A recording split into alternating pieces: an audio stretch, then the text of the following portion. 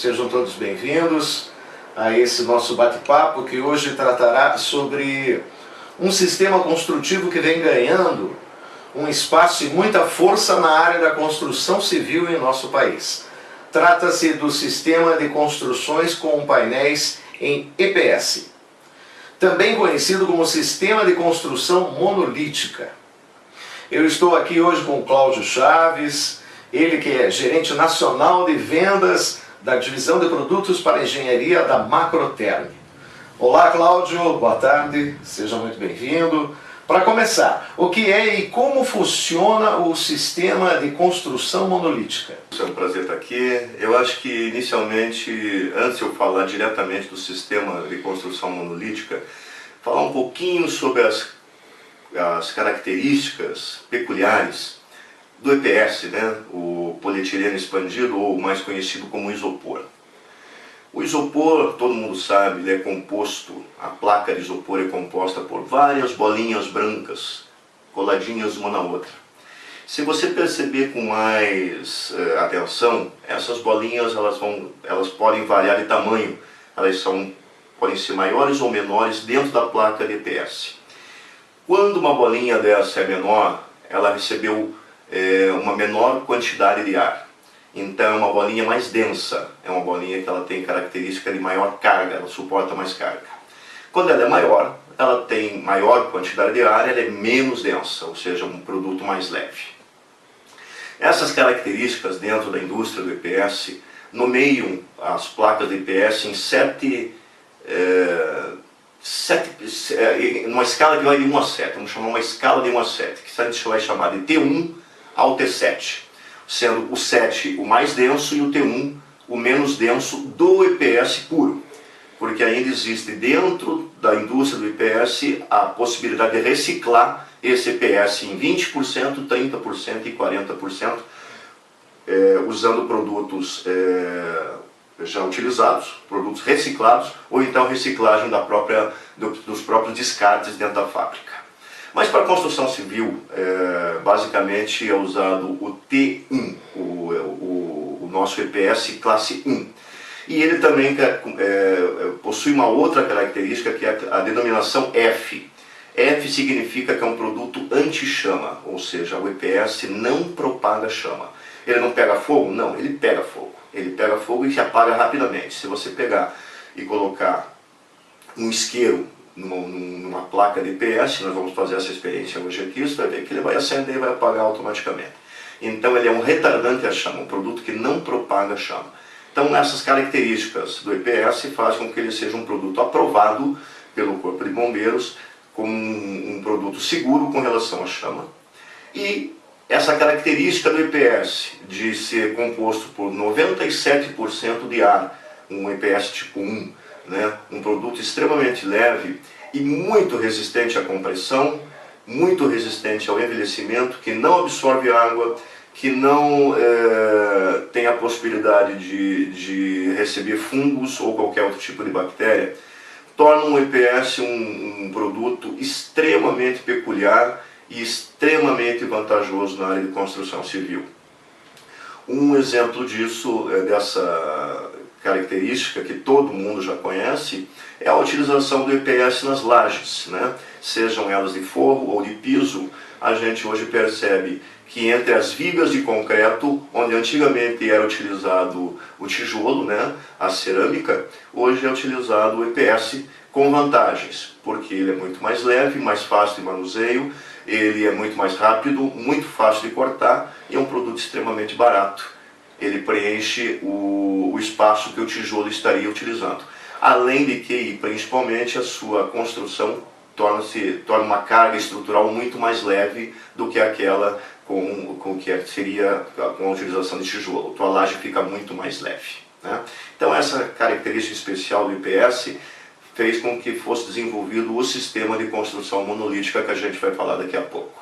O EPS, ele tem alta versatilidade na sua utilização. É um produto que não prolifera fungos e nem bactérias.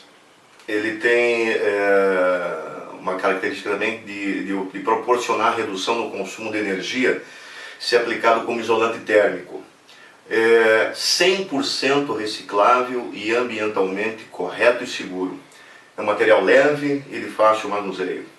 Tem altíssima resistência mecânica, baixíssima absorção de água, proporciona um conforto térmico espetacular. O EPS ele é eficiente entre mais 85 graus e menos 50 graus de temperatura. Ele é um excelente também isolante acústico. Tem resistência ao envelhecimento. Hoje a gente já pode afirmar que mais de 50 anos quando utilizado na construção civil. Ele tem amortização de impacto e resistência à compressão. Ou seja, nós estamos falando de um produto com características invejáveis. Com base nisso, nos anos 80, apareceu na Itália a necessidade de que fosse desenvolvido um sistema construtivo que fosse resistente aos terremotos que estavam ocorrendo em algumas regiões da Itália. E com isso foi desenvolvido o sistema monolítico de construção. O que é o sistema monolítico de construção? São placas de EPS conectadas uma às outras com um sistema de ferragem. Essas placas são interconectadas com uma tela eletrosoldada entre uma e outra e com conectores ligando uma placa de um lado ao outro, ou seja, eu tenho um sanduíche de EPS ligado por duas placas. Esse produto foi desenvolvido para a construção de paredes. E percebeu-se, né, que essas paredes elas tinham altíssima resistência, porque é um sistema que, quando ocorre um tremor de terra, ele não tem o comportamento da alvenaria convencional, que é de desmoronar, espedaçar e, logicamente, aí sim causar maiores óbitos ou maiores ferimentos, que são as enormes estruturas que desmoronam e caem, pois são tijolos e reboco no sistema convencional. O sistema monolítico, já vem do grego, né, uma pedra única, né, monoliptos, é um sistema onde você tem toda a tua construção amarrada, ou seja, a tua casa se transforma numa pedra única ou num único pilar. No caso de um tremor, no caso de um abalo sísmico, ela vai despedaçar, ela vai quebrar, mas ela não vai cair, porque uma parede está amarrada à outra e à outra e à outra. Esse é o sistema quando a gente fala fechou o sistema monolítico. Então essa é a característica principal do sistema monolítico, da construção monolítica com argamassa armada.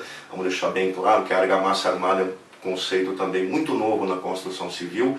Quando a gente fala muito novo, nós estamos falando em torno de 40, 50 anos já, mas ainda é relativamente novo. Ele se espalhou da Itália, que foi a sua criadora, para a França, a Alemanha e chegou ao Caribe, na região do Golfo do México, na região da costa da Flórida, porque percebeu-se também que esse sistema ele é resistente a vendavais, aos Katrinas e companhia limitada que atinge aquela região do Golfo do México. E essas casas têm a resistência para aquele tipo de intempérie também. Percebendo-se isso, hoje, para você ter uma ideia, na região do Caribe, as placas monolíticas são vendidas em lojas de materiais de construção, como aqui no Brasil são vendidos os tijolos, né? Então já é uma cultura e um sistema de construção extremamente conhecido e desenvolvido no restante do mundo.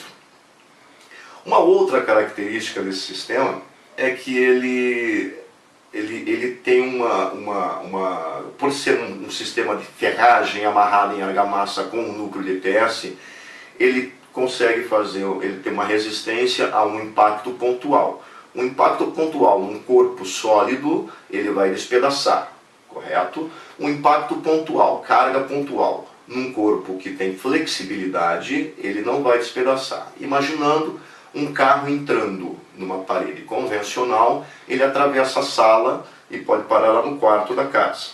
Um carro entrando numa parede monolítica, ele vai ser vestido nessa parede e não vai conseguir ultrapassar, porque é uma parede revestida de tramas de aço com concreto.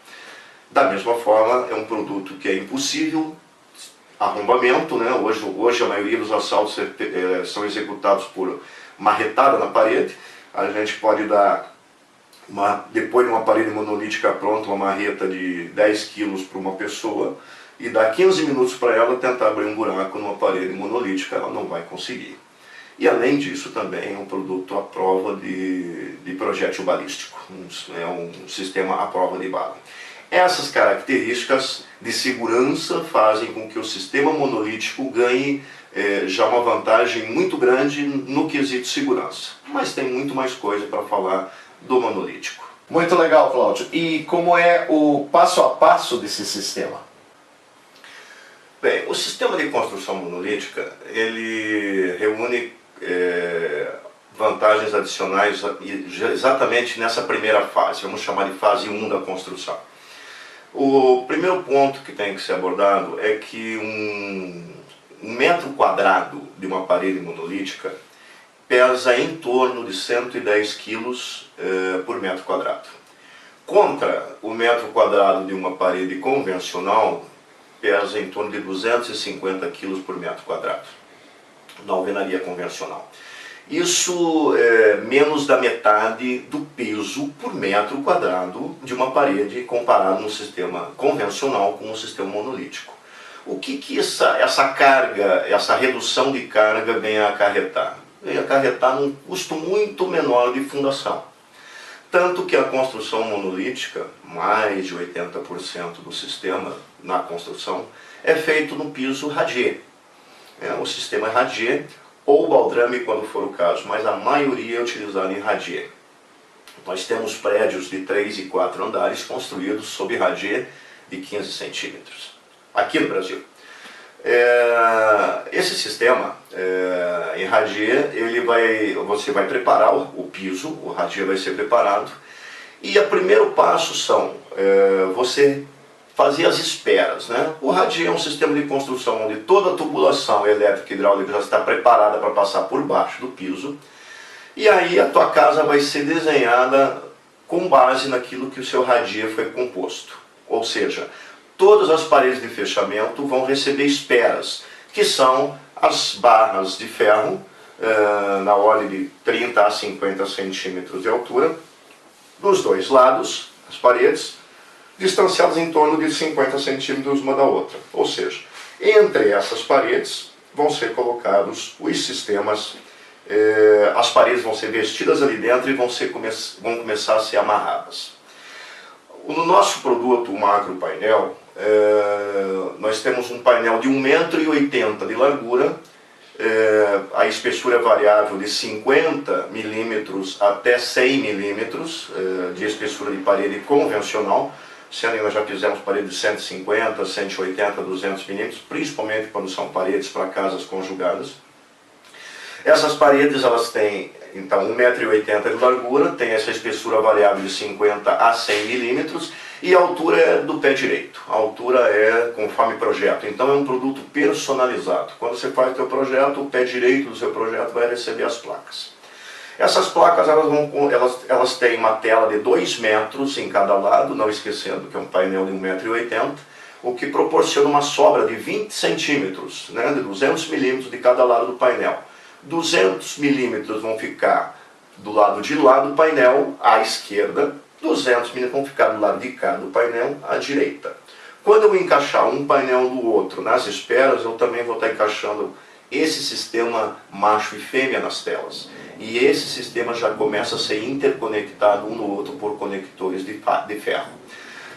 O nosso sistema é com uma bitola de 4,2 milímetros, a maior bitola que existe no mercado, que proporciona uma segurança e uma rigidez na construção muito grande. Então, o primeiro passo é esse. A gente fez o espaçamento, a gente colocou os painéis e nós vamos começar a montar a casa, as paredes externas e as paredes internas. Ok, legal, Cláudio. E depois do radier ou do baldrame, qual é o próximo passo? O próximo passo é um passo agora que causa muito encantamento na pessoa, no cliente que opta, tanto o construtor quanto o cliente final, que optam por construir um sistema monolítico. Porque quando você está com o teu baldrame ficou pronto, você recebeu os painéis de IPS, você vai começar a montar as paredes, né, dentro das esperas, naquele sistema conjunto macho e fêmea que eu acabei de falar. Ocorre que a velocidade da montagem desses painéis, dessas paredes, ele ocorre na proporção de mais ou menos 2 funcionários, mais ou menos em média, conseguem produzir 500 metros quadrados de parede por dia. Isso é um número muito superior à alvenaria convencional, né? Eu posso dizer que é um número que pode chegar a 10 vezes mais, considerando 2 funcionários. E isso causa um impacto altamente positivo na pessoa que comprou sua casa, porque digamos que a pessoa vai construir uma casa de 150 metros quadrados, e ela recebe os painéis, digamos, numa segunda-feira pela manhã, o caminhão descarregou os painéis na sua obra, que já estava pronta para receber os painéis, e essa pessoa volta na terça-feira, no final da tarde, e sua casa está pronta, montada, com todas as divisórias, com todas as paredes já pré-determinadas e definidas, ou seja, ela entra, ela vai ver paredes de isopor, né, a casa com paredes de EPS já com toda a ferragem armada, ela toda amarrada, mas ela já vai ter o dimensionamento de toda a sua casa. Qual é o exato tamanho da cozinha, o exato tamanho dos quartos, do banheiro, da sala, ou seja, tudo aquilo que ela vai ter dali para frente. Esse passo é o passo de colocar-se as paredes, amarrar essas paredes e nivelar essas paredes, que são com sistemas de escora, né? Então essas escoras são niveladas, a tua casa é aprumada, ou seja, é prumo e nível, é o passo a passo da construção convencional, só que numa velocidade estonteante. E aí está a sua segunda grande vantagem financeira na construção monolítica. Se eu tive lá, no passo anterior, na fundação, uma redução em torno de 50%, pelo peso da minha parede, o peso da parede final de monolítica ficar na faixa de 110 quilos, se eu tive uma redução de 50%, porque eu vou trabalhar num piso radier, por exemplo, eu agora vou ter uma redução também na faixa de 30% a 40% na velocidade da construção dessas paredes. Porque quando essas pessoas concluírem as paredes, comparado com o sistema convencional, eu vou ter aí em torno de 90%, vou ser 90% mais ágil que um sistema convencional. Eu tenho muito menos tempo de gente na obra, e menos tempo de gente na obra é menos dias pagando mão de obra. Então hoje, em torno de 50% do custo da construção civil é a mão de obra. Nós estamos reduzindo a mão de obra, mantendo qualidade de produto não igual ao convencional, mas com certeza muito superior. Muito bem, Cláudio, até esse momento então a pessoa possui uma estrutura de concreto no chão e paredes de isopor, correto? E daí, qual é o próximo passo? Bom, a gente já tem a casa estruturada em cima do radier, as paredes estão niveladas, aprumadas, já estão dimensionadas, todos os cômodos todos estão dimensionados, a pessoa já está entrando na sua casa e já está vendo que essa realidade já está existindo, só que agora nós temos que partir para deixar essa casa com mais cara de casa, né? Que agora nós vamos começar a estabelecer os pontos de esquadrias, onde serão as portas. Isso já foi definido evidentemente na planta, no projeto, mas agora nós vamos cortar essas portas, né?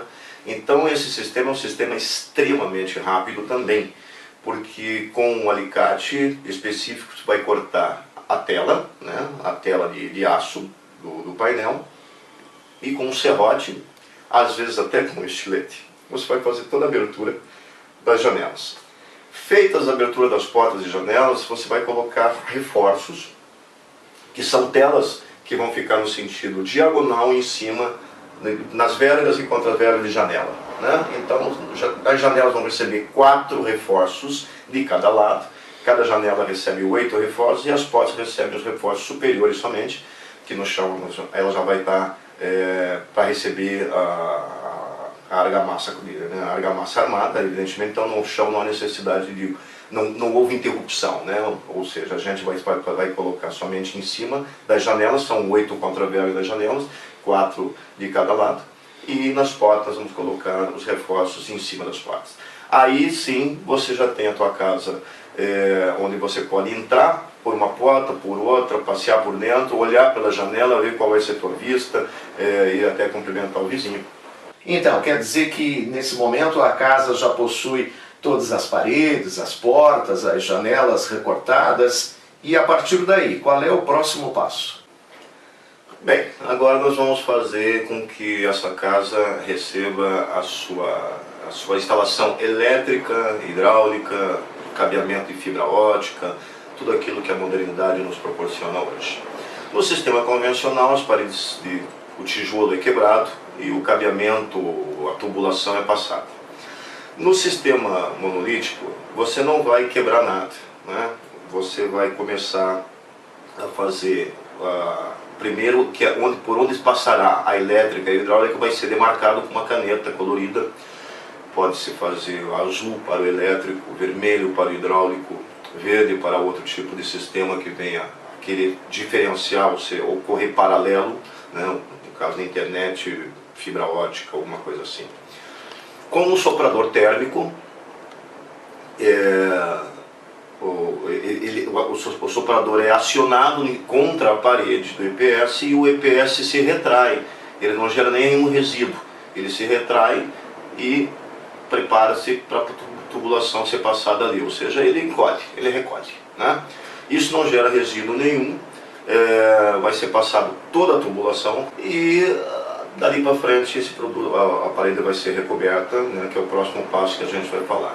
Então, um outro quesito muito importante é que nem neste momento, na construção monolítica, você vai estar usando alguma coisa que gere resíduos. Vocês já perceberam que nós não falamos em momento algum em madeira, em caixaria, e agora nós estamos vendo que quando a gente vai retirar o EPS para passagem de tubulação, a gente não vai recortar o EPS. O EPS vai ser recolhido com um soprador térmico. Essa é mais uma vantagem que lá no final da conta a gente vai ver que também a questão de entulho e de recolhimento de entulho vai fazer uma diferença muito grande no final dessa obra. Muito bem, Cláudio, então nesse ponto a construção está toda dividida, com paredes levantadas, portas e janelas recortadas, toda a tubulação hidráulica e elétrica passada. E agora?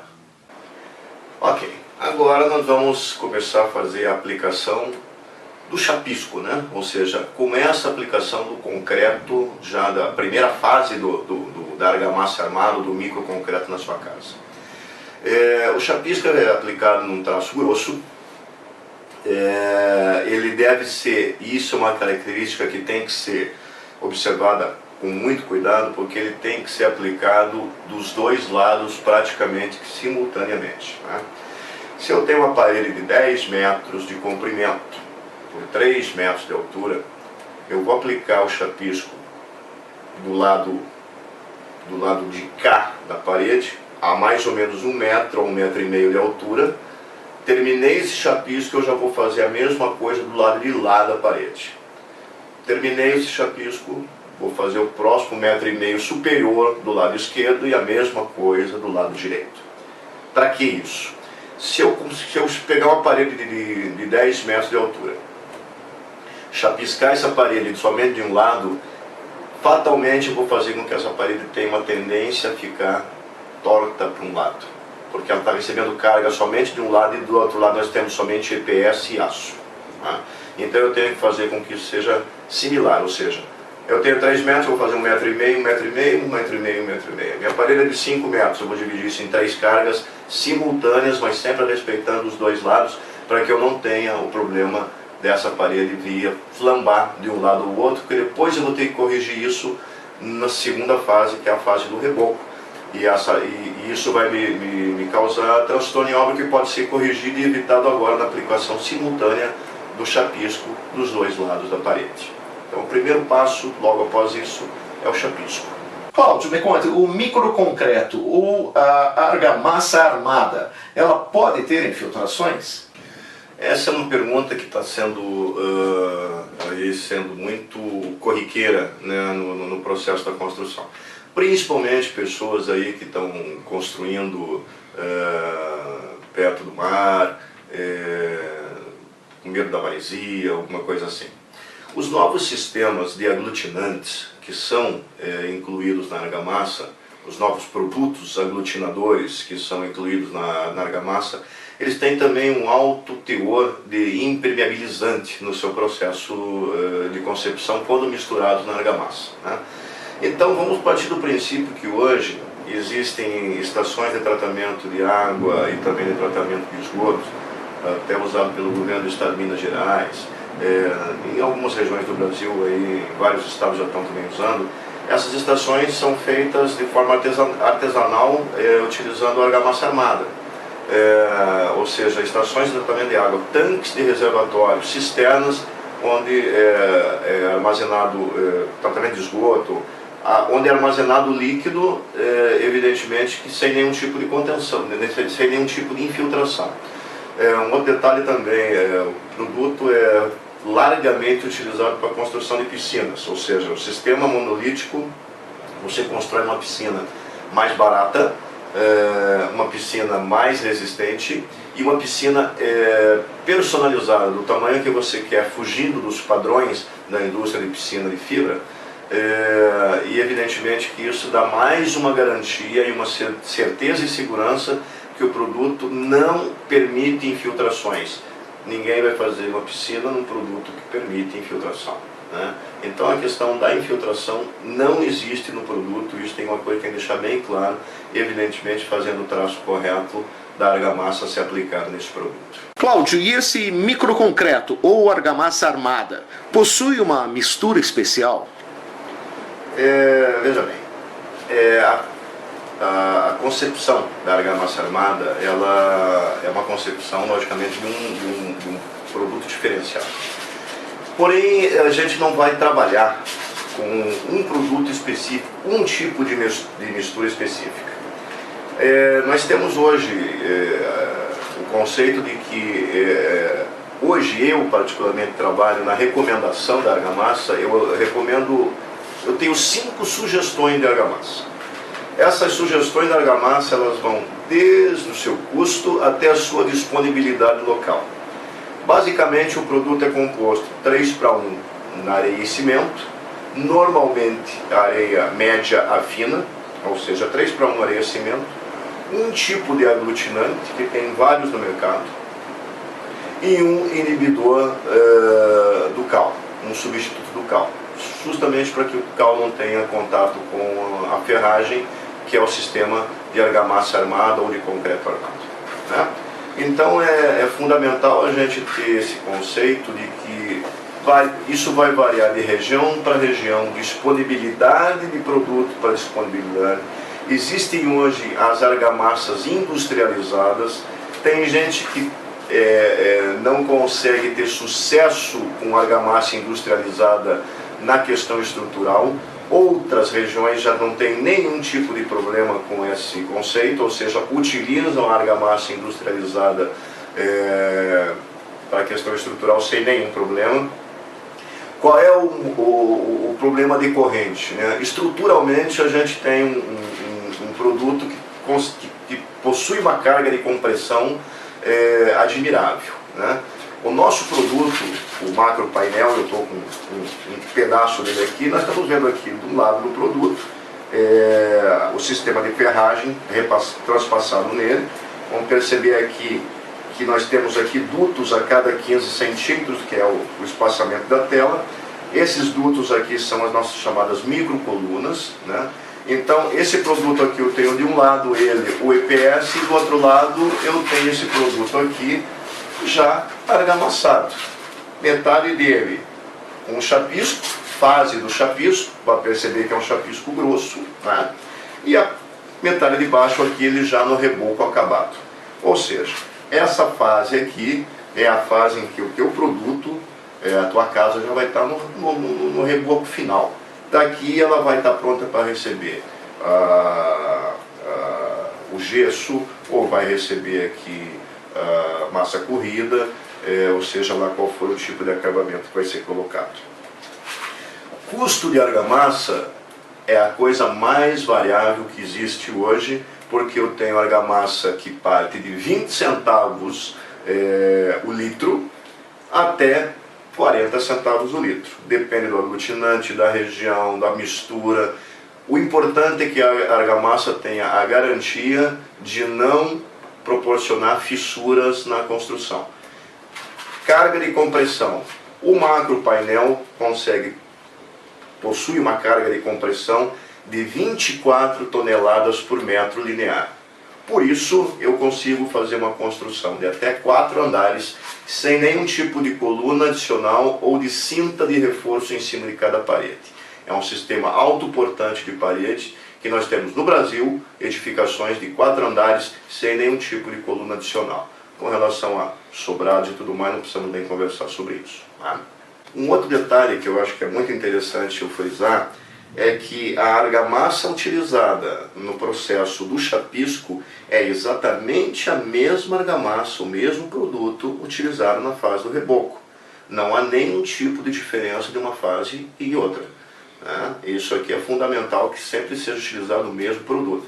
Eu vou fazer uma argamassa numa mistura e o reboco na outra. Não, sempre é o mesmo produto. Isso aqui é o que comprova e oferece a resistência ao sistema de argamassa armada no painel monolítico. Cláudio, eu acho que uma pergunta que te fazem muitas vezes é sobre o custo e o consumo dessa argamassa. Você tem alguma informação? Como eu disse, o custo da argamassa, né, ele varia muito de região para região, e a gente oferece essas sugestões de traço, onde a pessoa vai fazer as suas opções por custo, disponibilidade dos ingredientes para fazer essa mistura. Tá? Esse é o primeiro ponto. Agora, o consumo é uma coisa muito relativa. Né? Nós vamos trabalhar com uma concepção de paredes estruturais externas, numa espessura de reboco de 30 milímetros ou de 3 centímetros por face da parede. 30 centímetros por face da parede, nós estamos falando em, 3 centímetros por face de parede, nós estamos falando em 6 centímetros de parede final. Se eu tenho um painel monolítico de 90 milímetros ou de 9 centímetros e mais 6 de reboco, de argamassa estrutural, eu vou ter 15 centímetros de parede final. Para eu fazer uma parede de 3 centímetros por metro quadrado, eu vou estar utilizando alguma coisa em torno de 30 litros de argamassa por face, ou 60 litros de argamassa por face. 1 litro de argamassa equivale a 1,85 quilos. A densidade da argamassa equivale a 1,85 quilos. Isso me dá uma parede em torno de 60 litros de argamassa, pensando nas duas faces da parede, por metro quadrado. 60 litros de argamassa a proporção de uma conversão de peso de 1,85 pela sua densidade. Nós vamos chegar num peso final aí, em torno de 110 quilos em argamassa. Evidentemente eu tenho o painel e a questão da ferragem, por isso que a gente fala que o painel por metro quadrado ele vai ter um peso aproximado da parte de 110 a 115 quilos. Se eu trabalhar com uma espessura de parede de 2,5 centímetros de cada lado, eu vou usar 50 litros de argamassa por metro quadrado. 50 vezes 1,85 eu vou ter 92 a 95 quilos de argamassa por metro quadrado, mais o painel, uma parede final em torno de 100 a 105 quilos. Então o consumo é estimado em torno de, para 3 centímetros, 30 litros, para 2,5 centímetros, 25 litros, para 2 centímetros de argamassa, 20 litros por face. É um número que a gente trabalha hoje e que estabelece aí um cálculo de consumo muito interessante. Esse valor vezes aquilo que você chegou na conta final da sua argamassa, aquela que você vai optar por escolher dentro das sugestões de traço que a gente tem e que a gente está à disposição aí para responder essa pergunta para aquelas pessoas que tiverem interesse. Um outro fator que eu acho que é interessante é as pessoas têm interesse em trabalhar, em fazer uma cotação em cima do sistema, elas obrigatoriamente têm que ter um projeto. A gente trabalha em cima de projeto. Com base no projeto a gente pode fornecer todas essas informações aí personalizadamente e detalhadamente para cada um que entrar em contato com a gente pelo e-mail que está na tela e através do site da Macroterm também, que a gente está à disposição, ok? Muito bem, Cláudio, pelo que eu entendi, então não há limites para a aplicação desse sistema monolítico para a construção civil hoje em dia. Você falou agora há pouco sobre prédios de até 4 andares. E mais que isso, a gente pode construir? Sem nenhum problema. A construção de prédios acima de 4 andares, a gente vai trabalhar com um sistema de fechamento monolítico. Né? Então o prédio foi concebido num estrutural para receber tijolo ou para receber painel. Isso não altera em nada a questão estrutural daquela torre de 15 andares, por exemplo. Mas ele vai ser, ao invés de ele ser fechado no tijolo, na cerâmica, né, convencional, ele vai ser fechado no monolítico. Onde que está a vantagem aí? A vantagem está nas características de conforto que o sistema monolítico oferece, principalmente a questão térmica, e a grande vantagem é a vantagem da velocidade de fechamento. Né? O sistema de fechamento monolítico com painéis de 1,80 m de largura, pelo pé direito, pré-determinado já para cada andar, faz com que você consiga fechar 2, 3 andares por dia. E isso realmente é um ganho substancial no sistema de construção de uma torre. Né?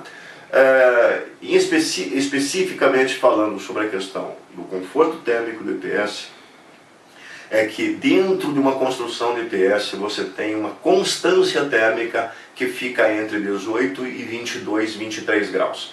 Isso independente da condição climática externa, seja nos rigorosos invernos no sul, seja na questão do calor do cerrado, da região amazônica ou do nordeste brasileiro. Você tem o conforto térmico, e por isso que é uma construção muito procurada hoje no Brasil, em todas as regiões, porque realmente o conforto térmico que a construção oferece é sem igual em qualquer outro sistema construtivo. A condutividade térmica medida nesse sistema já tem demonstrações em vídeos aí na internet à disposição para quem quer tentar buscar. E você vai perceber realmente isso. Há um ponto de normalidade térmica que fica nessa faixa aí, na média de 20 graus, que é uma temperatura extremamente agradável em qualquer ambiente. Bem, meu amigo, creio que não há limites mesmo, não é? A gente fala que o sistema monolítico é o paraíso dos arquitetos. Né?